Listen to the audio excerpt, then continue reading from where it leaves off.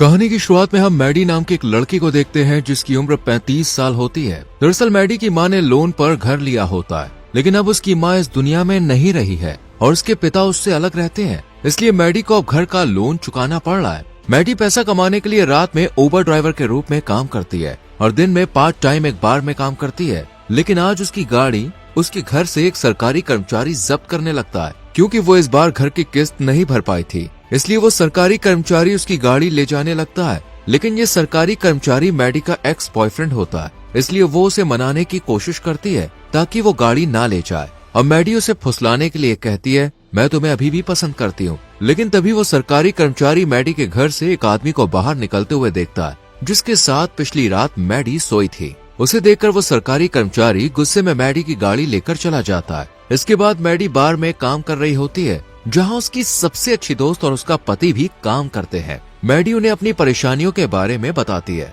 और कहती है कि उसकी गाड़ी जब्त कर ली गई है, जिससे अब वो रात में कैसे उबर चलाएगी और कैसे अपने घर का लोन चुकाएगी। मैडी की दोस्त उसे एक अमीर परिवार की जॉब लिस्टिंग दिखाती है, जिसमें एक अमीर परिवार अपने 18 साल के इकलौते बेटे के लिए किसी सुंदर सी लड़की की तलाश में है जो उसे डेट कर सके। इसके बदले में वो एक महंगी गाड़ी उसको दे रहे हैं। मैडी को पता चलता है कि वो लोग 20 से 25 साल की लड़कियां ढूंढ रहे हैं, लेकिन उसकी उम्र 35 साल है। फिर भी वो इस काम को आजमाने का फैसला करती है, क्योंकि फिलहाल उसे किसी भी तरह घर का लोन चुकाना है। अगले दिन मैडी उस अमीर परिवार के घर पहुंच जाती है, जहां वो उस कपल से मिलती है जिन्होंने अपने बेटे के लिए ऐड डाला था। वो बताते हैं कि उनका बेटा 18 साल का हो चुका है, जिसका नाम पर्सी है, लेकिन वो बहुत शर्मीला और अजीब स्वभाव का है। उसके बहुत ही कम दोस्त हैं और वो अपने कमरे में वीडियो गेम खेलने में सारा दिन बिताता है। वो बताते हैं कि पर्सी को लड़कियों से बात करने, शराब पीने या पार्टियों का कोई अनुभव नहीं है। वो बहुत मासूम है और अपने कंफर्ट जोन में रहने वाला लड़का है, इसलिए उसके माता पिता चाहते हैं कि मैडी उसे डेट करे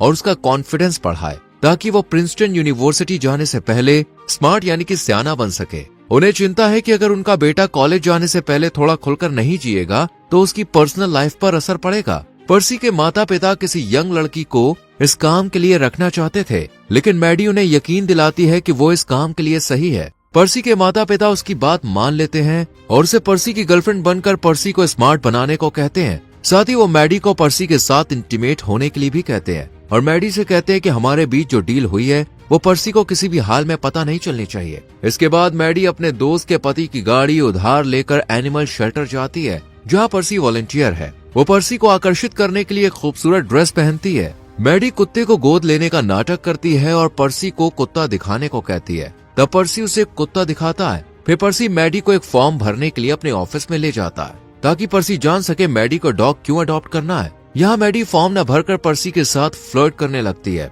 इससे पर्सी घबरा जाता है। पर्सी को कुछ भी समझ नहीं आता, इसलिए वो जल्दी वहाँ से घर जाने की कोशिश करता है, लेकिन मैडी उसे अपनी वैन में छोड़ने का प्रस्ताव देती है। पर्सी कहता है कि वो साइकिल लेकर आया है और बहाना बनाते हुए निकलने की कोशिश करता है। तब मैडी उसे रोकती है और उसकी साइकिल अपनी वैन में रख देती है, जिससे उसके पास कोई और रास्ता नहीं बचता है और उसे वैन में बैठकर मैडी के साथ जाना पड़ता है। यहाँ पर्सी को लगता है कि मैडी ने उसे किडनैप कर लिया है और जब वो उसे उसके घर ले जाने के बजाय अपने घर की ओर ले जाने लगती है तो पर्सी घबरा जाता है। जब मैडी अपने घर के पास गाड़ी रोकती है तब पर्सी अपने बैग से पेपर स्प्रे निकालकर उसके चेहरे पर छिड़क देता है, जिससे मैडी गाड़ी से बाहर निकलकर दर्द से तड़पने लगती है। वो पर्सी से कहती है कि वो उसे किडनैप नहीं कर रही थी, बल्कि सिर्फ उसके साथ डेट पर जाना चाहती थी और उसकी तारीफ भी करती है। ये सुनकर पर्सी उसके लिए पानी लाता है, जिससे वो अपना चेहरा और आंखें साफ करती है। पर्सी उससे कहता है कि वो भी उसके साथ डेट पर जाना चाहता है। रात में मैडी पर्सी को एक बार में लेकर जाती है, पर पर्सी हाफ पैंट में आया होता है,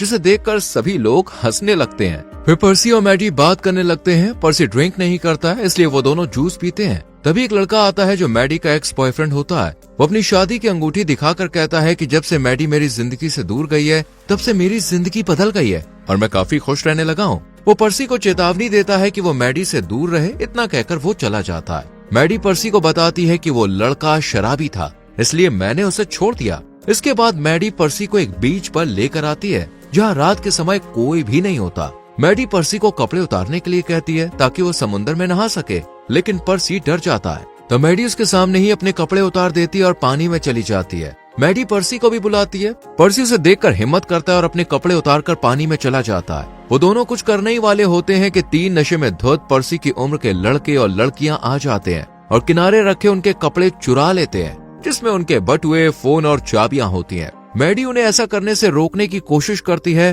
पर जब वो सामान लेकर जाने लगते हैं तब मैडी बिना कपड़ों के ही पानी से बाहर आ जाती है और तीनों से लड़ने लगती है। तब वो तीनों डर कर उनका सामान वापस दे देते हैं। जब मैडी वापस पानी में जाती है तो मैडी का उनके प्रति हिंसक व्यवहार देखकर पर्सी परेशान होता है और उसे बताता है कि उसे ऐसे लड़ना नहीं चाहिए। मैडी उससे कहती है कि अगर मैंने उनको नहीं रोका होता तो वो लोग हमारे सामान लेकर भाग जाते। फिर मैडी पर्सी के करीब आने लगती है, पर वो पीछे हट जाता है, जिससे मैडी गुस्से में पानी से बाहर निकलती है और कपड़े पहन लेती है। फिर वो अपनी गाड़ी स्टार्ट करती है और जाने लगती है। तब पर्सी उसके पास आता है और माफी मांगता है। मैडी उसे उसके कपड़े देती है और फिर उसे अपने घर लेकर जाती है। मैडी फिर से पर्सी को बहकाने की कोशिश करती है। वो उसे अपने करीब लाने के लिए डांस भी करती है, लेकिन पर्सी उसके पास नहीं आता।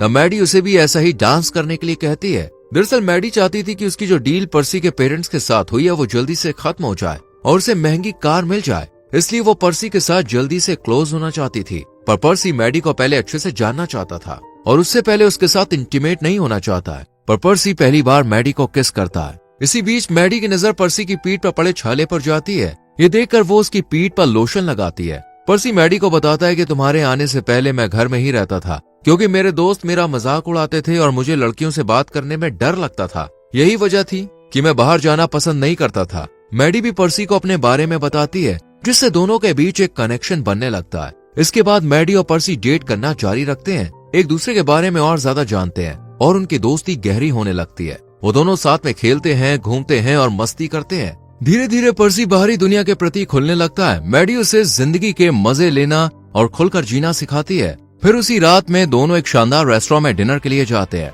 जहाँ मैडी के कहने पर पर्सी पियानो बजाता है। ये सभी को बहुत पसंद आता है और लोग उसकी तारीफ करने लगते हैं।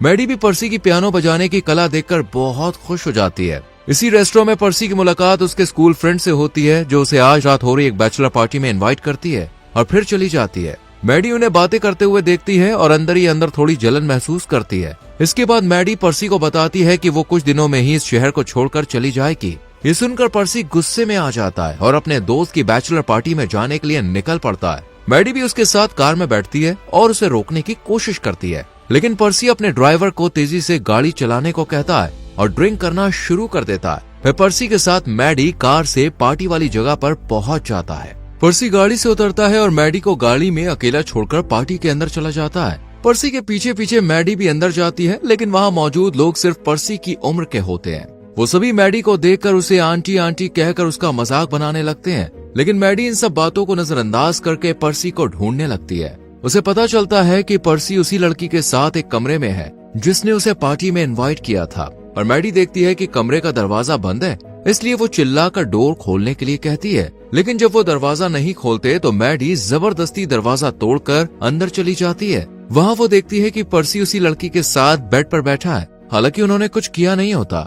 मैडी देखती है कि पर्सी की तबीयत खराब है, क्योंकि उसने जरूरत से ज्यादा शराब पी ली थी। यहाँ मैडी उसे उल्टी करवाने के लिए बाथरूम में ले जाती है। तभी बच्चों के माता पिता भी वहाँ पे आ जाते हैं और मैडी को वहाँ से जाने के लिए कहते हैं, इसलिए मैडी पर्सी को लेकर वहाँ से निकल जाती है। वो दोनों कार से जा रहे होते हैं, तब पर्सी उससे कहता है कि वो मैं तुम्हारे साथ क्लोज होने के लिए तैयार हूँ और मैं तुमसे प्यार करता हूँ। ये सुनकर मैडी को लगता है कि पर्सी बहुत नशे में है और उनका इंटीमेट होने का ये सही समय नहीं है, इसलिए वो मना कर देती है। अगले दिन पर्सी के माता पिता नोटिस करते हैं कि वो अब अधिक कॉन्फिडेंट और स्मार्ट हो गया है, जिससे वो काफी खुश होते हैं। पर्सी उन्हें बताता है कि वो अब प्रिंसटन यूनिवर्सिटी नहीं जाना चाहता, क्योंकि उसकी एक गर्लफ्रेंड बन गई है जिसका नाम मैडी है और वो उसके पास रहना चाहता है। ये सुनकर पर्सी के माता पिता परेशान हो जाते हैं, क्योंकि वो चाहते थे कि पर्सी प्रिंसटन यूनिवर्सिटी जाने से पहले होशियार हो जाए। लेकिन अब जब वो यूनिवर्सिटी ही नहीं जाना चाहता तो उनका प्लान खराब होने लगता है। इसलिए पर्सी के माता पिता मैडी को कॉल करके मिलने के लिए बुलाते हैं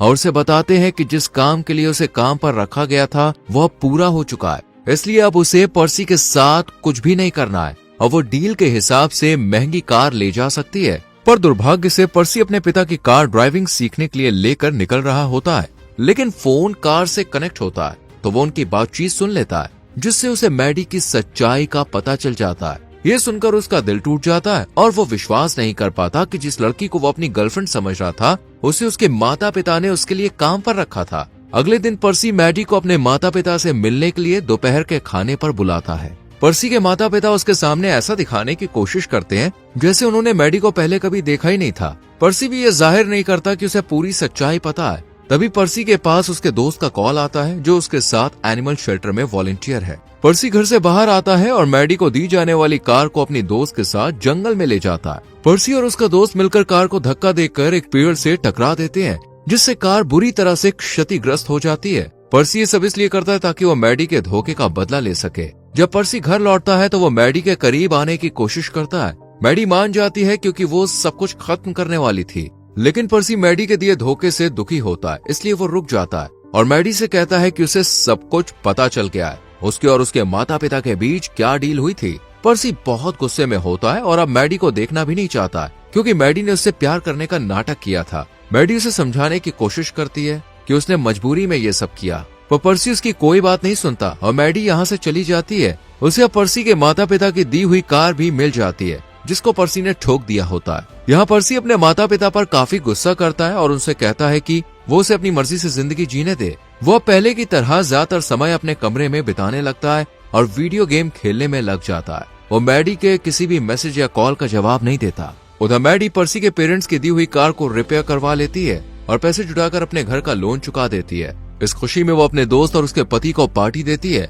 लेकिन उसकी दोस्त उसे बताती है कि वो माँ बनने वाली है और इसलिए वो एक नया घर ढूंढ रहे हैं, क्योंकि इससे पहले वो अपने पेरेंट्स के घर पर रह रहे थे। ये सुनकर मैडी अपना घर उन्हें कम दाम में बेच देती है, क्योंकि मैडी को अब इस शहर में नहीं रहना था और अब वो कैलिफोर्निया शिफ्ट होने वाली थी। इसके बाद मैडी पर्सी से मिलने उसके घर जाती है, क्योंकि उसे उसके लिए बुरा लग रहा होता है, लेकिन पर्सी वहाँ नहीं होता। वो उसके पेरेंट्स से उसका पता लेकर उससे मिलने जाती है, पर पर्सी अब भी उससे बात करने से इनकार करता है। तब मैडी उससे माफी मांगती है और उसे समझाने की कोशिश करती है। आखिरकार पर्सी उसे माफ कर देता है। फिर मैडी उसे बताती है कि वो कैलिफोर्निया जा रही है। ये सुनकर पर्सी उसके लिए खुश होता है। इसके बाद जिस दिन पर्सी प्रिंसटन यूनिवर्सिटी जाने वाला होता है, वो अपना बैग पैक करता है और अपने माता पिता को अलविदा कहता है। कैलिफोर्निया जाने से पहले मैडी उसे यूनिवर्सिटी छोड़ने के लिए लेने आती है और फिर दोनों साथ में निकल जाते हैं। इसी के साथ मूवी खत्म हो जाती है। दोस्तों, अगर आप मैडी की जगह होते तो क्या आप इस ऑफर को स्वीकार करते? इस पर अपनी राय कमेंट सेक्शन में जरूर दें। वीडियो को लाइक और शेयर करके चैनल को सब्सक्राइब करें और बेल आइकॉन प्रेस करें, जिससे आने वाली मूवीज एक्सप्लेनेशंस आपसे मिस ना हो। मिलते हैं अगली वीडियो में। Till then, bye bye, take care.